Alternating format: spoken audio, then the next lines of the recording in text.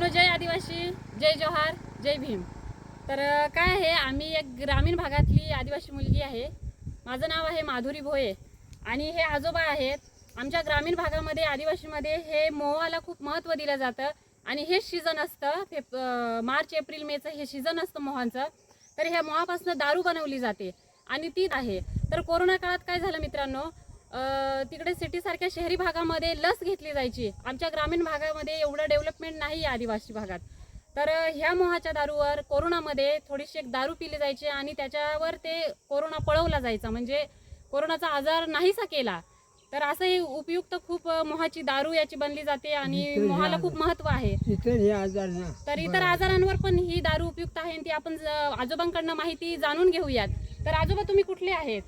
सुरगाव नंबरपाड्याचे। आणि तुमचं नाव काय बाबा? चंद्रनाना बारे। चंद्रनाना बारे। तर मोहाची दारू कशी पाडली जाते बाबा? ती 2-3 दिवस वाळली ना का 2-3 दिवस मग त्या वाळवायची आणि ते मग 2-3 दिवस ना माठात टाकायची आणि नंतर मग दारू गाळायची। बाबांनी माहिती दिली की हे मोह वाळवायचे एका माठामध्ये, खालीहून आग लावून त्या माठामध्ये ते मोह शिजले जातात, त्याची वाफ तयार होते आणि त्या वाफेद्वारे पाणी तयार होतं आणि त्या पाण्याने ती मोहाची दारू पाडली जाते। अशा पद्धतीने बाबांनी माहिती दिलेली आहे। आणि बाबा, चढते का मग? चढते, नशा येते का याची? हो ना। अजून कोणत्या आजारावर बाबा ही मोहाची दारू वापरली जाईल?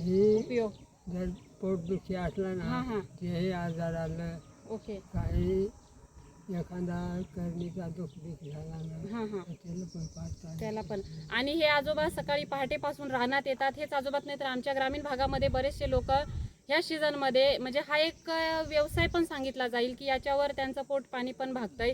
हे मोह वाळवून जून जुलैमध्ये विकले जातात, याला खूप सारा भाव राहतो।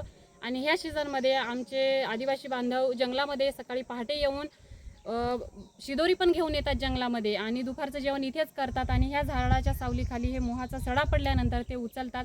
तर तुम्ही बघू शकतात हा मोहाचा सडा किती पडलेला आहे।